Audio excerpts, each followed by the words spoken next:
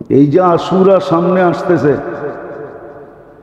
কালকার দিন পরের দিনই আশুরা, রবিবারে। এই যে আশুরা আসতেছে, দেখার বিষয় ছিল উম্মতের আল্লাহর রসুল কি করছে। কিন্তু শয়তানও তো শয়তান, ঠিক না? নাইলে বললে তো আবার রাগ হয়ে যাবে, জিঞ্জিরার মানুষ থাকলে। তাইলে জিঞ্জিরা তৈরি হইতো কেন?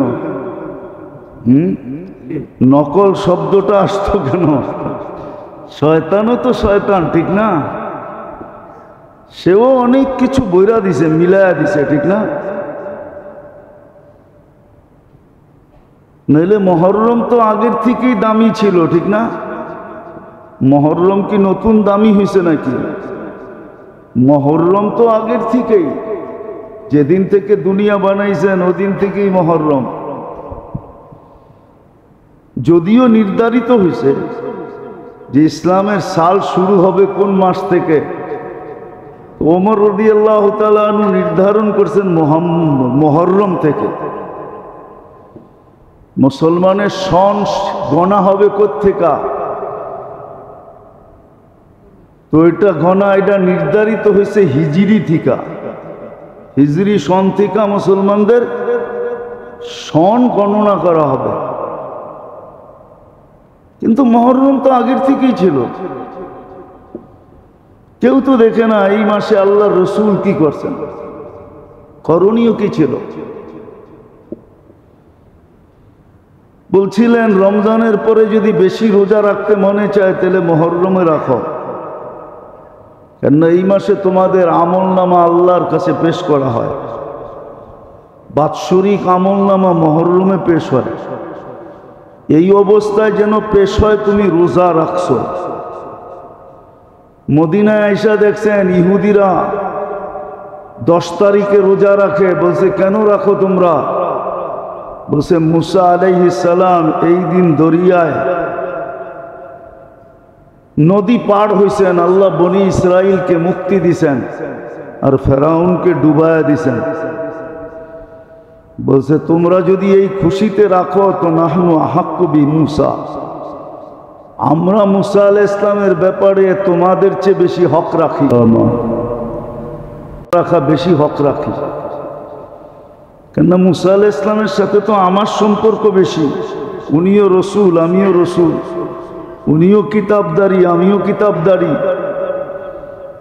আমরা তো ভাই। তো আশারার দিন, আশুরার দিন রোজা রাখছেন, কিন্তু ওদের রোজায় কতটুকু মিলতো না না মিলতো এটা আমার জানা ছিল না, জানা নাই। কিন্তু আমাদের রোজায় কতটুকু মিলবে এটাও বলে দিছেন। পিছনের 1 বৎসরের গুনাহ মাফ, কাফারা স্বরূপ ছিল রোজা রাখা। উম্মত আজকে বানায় নিছে কত কিছু, গুনতে গুনতে আশুরার জিনিস শেষ করা যাবে না। হুসাইন রাদিয়াল্লাহু তাআলা আনহু শহীদ হয়েছে, এটা আমি মানি। আহলে বাইত ওই দিন লুটা গেছে। কেন লুটলো এটাও কেউ তালাশ করতে চায় না যে আহলে বাইত এরকম হলো কেন, কেন ওনারা জান দিলেন। ওনারা আল্লাহ আল্লাহ রসুলের সামনে কারো সাথে আপোষ করতে চান না। আপোষ করলে আর জান দিতে হতো না। আল্লাহর হুকুমের সামনে, নবীর তরিকার সামনে কারো সাথে আপোষ করতে চান না। বলছিল আপোষ কইরা নেন, বলছে প্রশ্নই ওঠে না। তাইলে কালকে মুখ দেখাবো কি? তাইলে ইতিহাস হবে কি? কি ইতিহাস হবে? সুলতান মাহমুদ গজনবী রহমতুল্লাহ আলাইহি যখন ভারত স্বাধীন করেন 17 বারের সময়, তো একটা মন্দির ছিল ভারতে, সমুনা নাম ছিল। আসল স্বাধীন করার কারণ এটাই ছিল যে মুসলমান বড় নির্যাতিত ছিল। বারবার খবর পৌঁছতে ছিল সুলতান মাহমুদ গজনবীর কাছে। 16 বার হামলা করে উনি জিততে পারেন, 17 বারের সময় জিতছে। মন্দিরে যখন ঢুকছে তো হিন্দুরা বলতেছিল যে সব মূর্তি আপনি ভাঙ্গা ফেলান, কিন্তু আমাদের এই বড় মূর্তিটা ভাঙেন না। আপনি আর বিনিময়ে যত সোনা চাঁদি চাবেন আমরা আপনাকে দেয়া দেব। তো ওনারও বুঝে আসছে যে একটা মূর্তি রাইখা দিলে অসুবিধা কি, ওরা তো মুসলমান হবে না, ওরা তো এমন মূর্তি বানায় পূজা করবে। কিন্তু মনে মনে আয়াসকে জিজ্ঞাসা করছে, আয়াস কি করব, অফার তো আসছে, সোনা চাঁদি দিয়া দিবে, মূর্তির যতটি চাই ততটি সোনা চাঁদি দিয়া দিবে। বলছে আমিরুল মোমিনিন, বলছে সুলতান মাহমুদকে, বলছে সুলতান আপনি যদি এটা না ভাঙেন আর বিক্রি করেন তাহলে ইতিহাসের পাতায় লেখা উঠবে আপনার নাম সনম ফরুশ, আপনি মূর্তি বিক্রি করছেন। আর আপনি তো মূর্তি ভাঙ্গার জন্য এটাকে স্বাধীন করছেন, তাহলে ইতিহাসের পাতায় নাম উঠবে হ্যাঁ মূর্তি শাকান, মূর্তিকে ভাঙ্গা মিটায় দিছে। আপনার ইচ্ছা কোনটা, ইতিহাসের পাতায় কি নাম লেখাইতে চাইতেছেন? মূর্তি বিক্রিকারী লেখাইতে চাইতেছেন না মূর্তি ভাঙ্গা লেখাইতে চাইতেছেন? তো সুলতান বুঝে, বুদ্ধিমান ছিল, বুঝে আসছে, বলছে না, সোনা চাঁদি যত চাবো তত দিবে, এর চেয়ে কোটি গুণ বেশি দিলেও হবে না। আমি ওইটাই নাম লেখাইতে চাই যে আমি মূর্তি ভাঙ্গা ফেলছি। কেননা ওই মূর্তির ভিতরে ওই সময়ের হিন্দু যে রাজা ছিল, ওর যত দামি দামি হীরা মণি মুক্তা ছিল ওটার ভিতরে গচ্ছিত ছিল। এই জন্যই ওরা চাইছিল যে এটা কিনা নিয়ে যেতে পারলে যত সোনা চাঁদি দেই না কেন, এর ভিতরে রাখা যা আছে এটার দাম এর চেয়ে কোটি গুণ বেশি হবে। বিদায় দেখি পটায়া পটায়া নিতে পারি কিনা। সুলতান বলছে ভাঙছি তো ভাঙছি, এটাকেও ভাঙবো। বাস ভাঙ্গা ফেলছেন, ভিতর থেকে সব মণি মুক্তা হীরা বাহির হয়ে চলে আসবে। যা দিতে চাইছিল তার কোটি গুণ বেশি পেয়ে গেছে। ঠিক হাসান হুসাইন জান কেন, হুসাইন জান কেন দিছেন? আহলে বাইত কেন কারবালায় লুটা গেছে? উনাদেরকে বলা হয়েছিল আপোষ করো, আল্লাহ আল্লাহর রসুলের হুকুমের সামনে আপোষ করে দাও, আমাদের সাথে আপোষ করো, রাখো আল্লাহ রসুলের হুকুমকে একদিকে, আমাদের সাথে আপোষ করো। তো বলছে না, জান দিতে পারি, আপোষ করতে পারি না। বলেন আমরা যারা হুসাইনি হুসাইনি করি, হুসাইনের জানই তো গেছে সেজদায়, আপনি কতটুকু নামাজ পড়েন? হুসাইন তো নামাজ পড়া অবস্থায় মারা গেছে। এই জন্যই তো হুসাইন 3 বদদোয়া করছিল, 3টা কাজে লেগে গেছে। প্রথম বদদোয়া করছিল, আল্লাহ আমার নানার চোখের শীতলতা এদের থেকে ছিনায় নিয়েন, এরা আমাকে ডাইকায় না হত্যা করলো। এই জন্য দেখবেন যারা হুসাইনি হুসাইনি করে, ওরা হুসাইনি হুসাইনি করে, নামাজ ওদের জীবনে নাই। পড়লেও মাত্র 3 ওয়াক্ত পড়ে, 2 ওয়াক্ত পড়ে না। কয়েকতো পড়ে, 3 ওয়াক্ত পড়ে, 5 ওয়াক্ত পড়ে না। দ্বিতীয় বদদোয়া করছে, আল্লাহ কোরআন ওদের থেকে উঠে আনি। এই জন্য যারা হুসাইনি হুসাইনি করে, ওই দুনিয়ায় কোনো হাফেজে কোরআন নেই। চ্যালেঞ্জ, কোনো হাফেজে কোরআন নাই। তৃতীয় হয়েছে, আল্লাহ আমার নানার হাউজে কাউসার থেকে এদেরকে বঞ্চিত করেন। ওটা দেখার বিষয়, কিয়ামতের দিন দেখব। মনে হয় ওদের জন্য এই হাদিস লেখা হয়েছে, সুহকান সুহকান লিমান দাইয়ারা বাদি, দূরে সরো যারা আমাকে সামনে রাখো না, অন্য কিছুকে সামনে রাখছো। তো সত্য এটাই।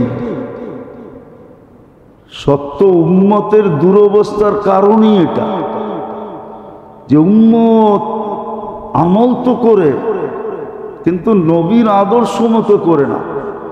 কিন্তু হুকুম ছিল আমল বেশি দরকার নেই, যতটুক করো অতটুক নবীর আদর্শ মতো করো। কেননা এক করলেই তো 10, এক করলেই রিকভারি হইতে তো সময় নিবে না।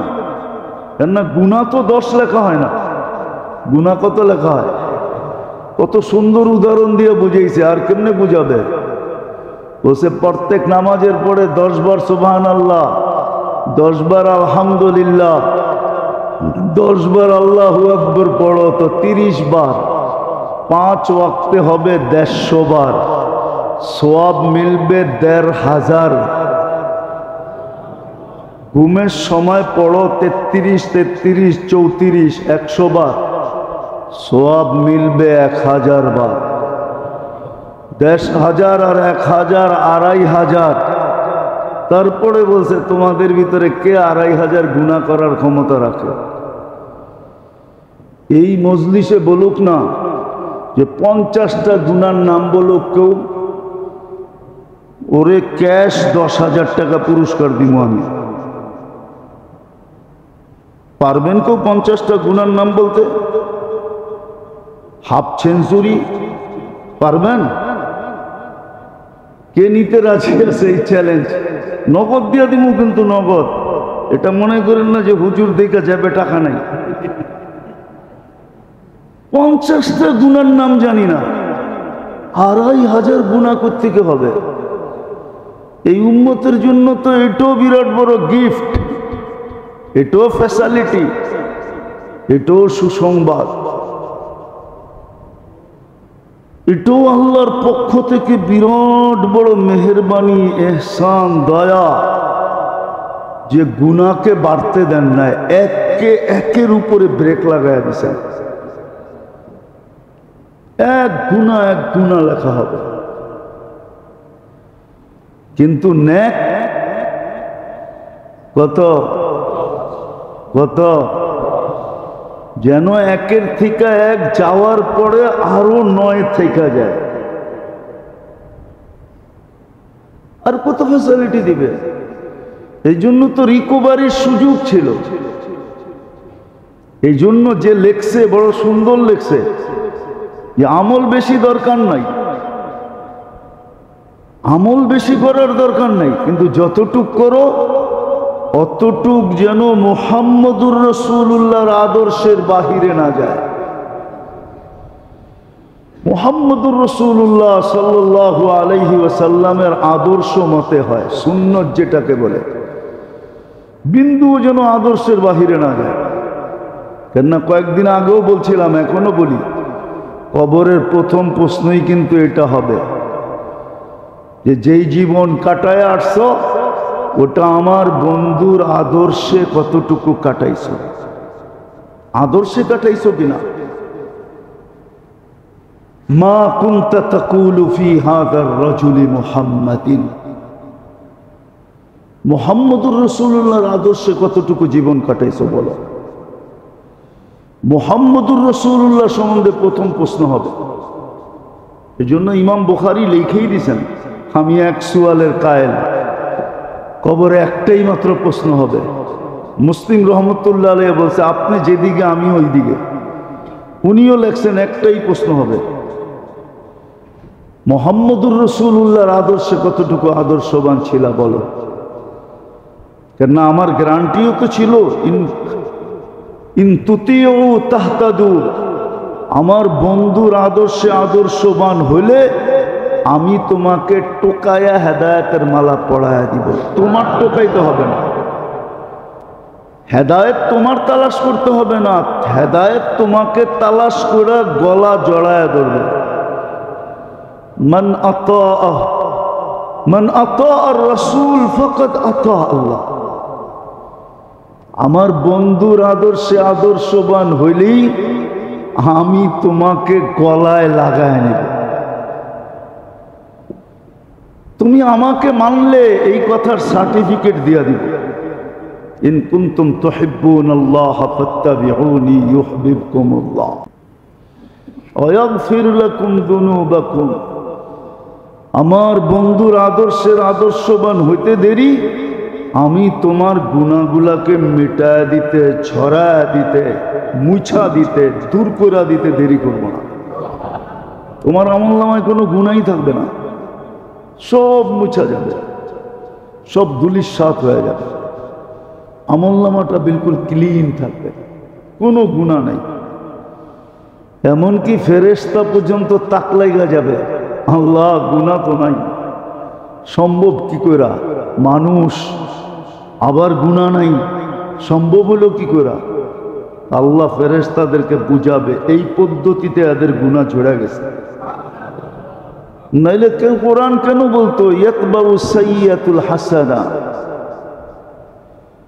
গুনাহ হয়ে গেল, সাথে সাথে নেক করো, ইয়ামহু, আমরা মিটায় দিব, সাথে সাথে মিটা যাবে। আমল তো বেশি দরকার ছিল না, কিন্তু ওই যে বললাম রুগী আগের থেকেই তো রুগী হয়ে আছে, আমল সঠিক করবে তো করবে কোত্থেকা? সারাদিন কাটে প্ল্যানে আর প্রোগ্রামে, প্ল্যান প্রোগ্রাম সারাদিন করতে থাকে, এই দুনিয়ার প্ল্যান আর দুনিয়ার প্রোগ্রাম। কাকে মারবে, কাকে ধরবে, কাটটা সিনাবে, কাটটা খাবে, কাটটা লুটবে। যা দেখেন হাজারো মানুষ আছে সারাদিন এই চিন্তাই করে কোনখানে দাও বসাইলে 2 টাকা আসবে, কিন্তু এইটা ভাবে না যে এই 2 টাকা যে কামাইলাম আমি খাইতে পারবো কিনা। আচ্ছা খাইলাম, এটাই ফুড পয়জন হবে কিনা? ফুড পয়জন মনে বোঝেন না, ঠিক না? কি দুনিয়ায় না হইলো আখেরাতে হবে কিনা? যদি এটি চিন্তা ভাবনাই হইতো তো আমাদের সমাজ এরকম কেন হইতো? পেপার পত্রিকা দেখলে তো লজ্জায় মাথা নিচের দিকে চলে আসতে চায়। সব জায়গায় জুলুম আর জুলুম, অত্যাচার আর অত্যাচার। আবার রাগ হয়ে যায় কিনা, রাস্তাঘাটে চলতে তো হইব, চান্দা আর চান্দা।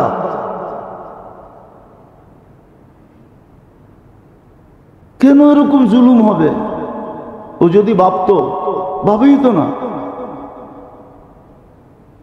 ভাবেই না। সারাদিন প্ল্যান বানাইতেছে কোন জায়গায় দাও বহান যাবে, কার উপরে দাও বহান যাবে, কাঠটা ছিনা যাবে, কাঠটা লুটা যাবে, কাঠটা খাওয়া যাবে, কোন জায়গায় কলমে খোঁচা দিলে কি হবে।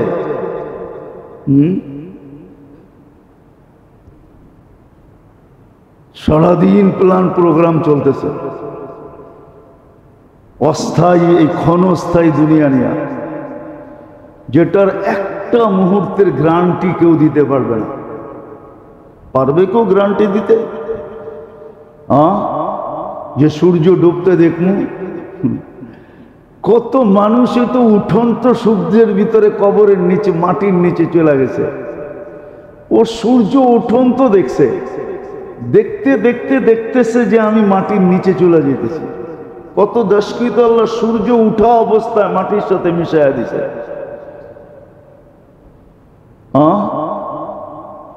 কত দেশই তো, 2 দিন আগেই তো দেখলাম জাপানের এক এলাকায় একদিনে 900 বার ভূমিকম্প আসছে। কতবার? কতবার? আপনার এখানে যদি আসে 900 বার না 9 বার যদি আসে, ওরা বলে ঘুমাইতে পারতেছে না, ও ঘুম উড়া গেছে। গাছ পেপার উঠান, আপনারও তো ঘুম উড়া যাবে।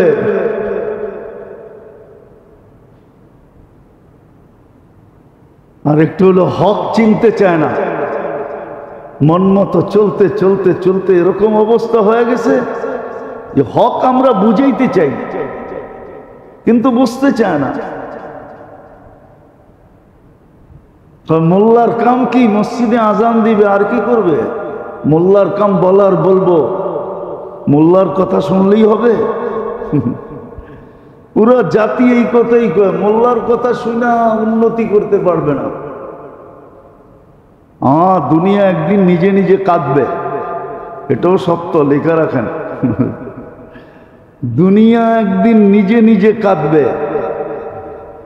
সম্পর্ক মানুষ খুশিতে করে, খুশিতে কি মনে হয় বোঝেন নাই?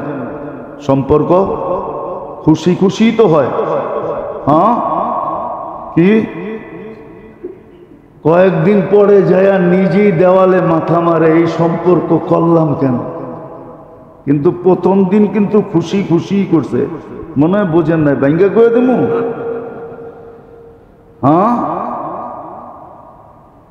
কয়েকদিন পরে যা দেওয়ালে ঠিকই মাথা মারে যে এই সম্পর্ক করলাম কেন।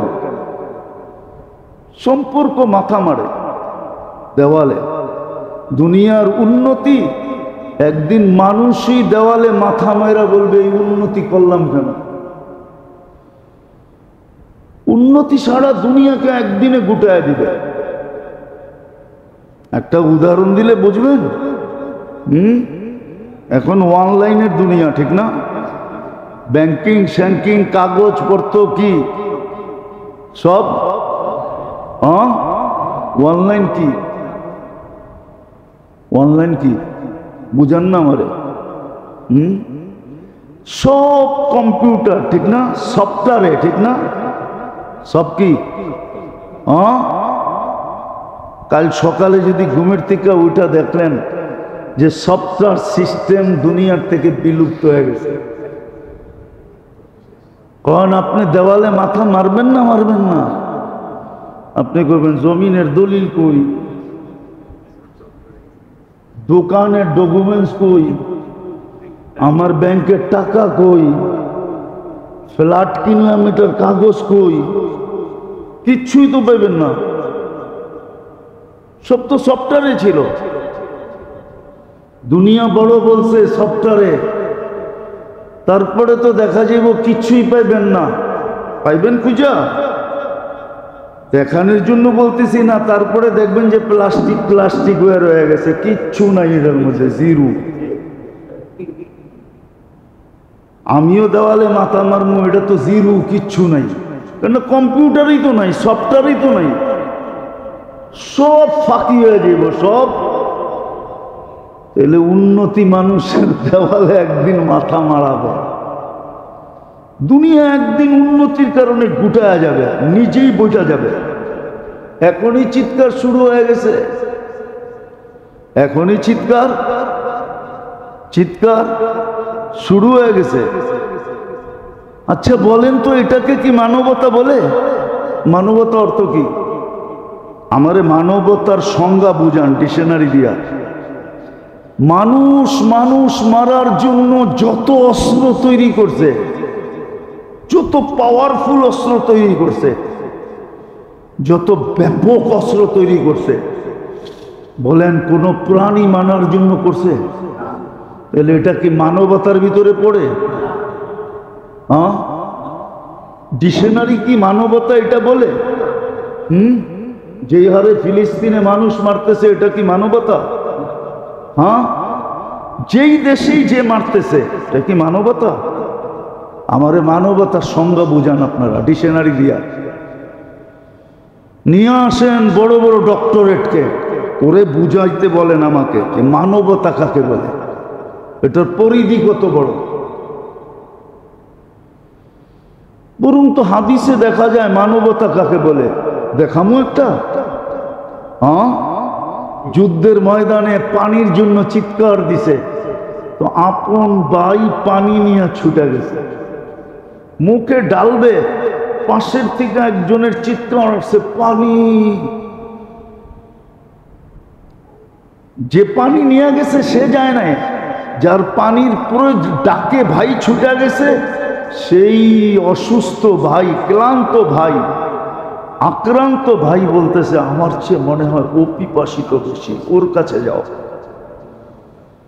ওর কাছে গেছে, ওর মুখে পানি দিবে, তৃতীয় আরেকজনের আওয়াজ আসছে পানি।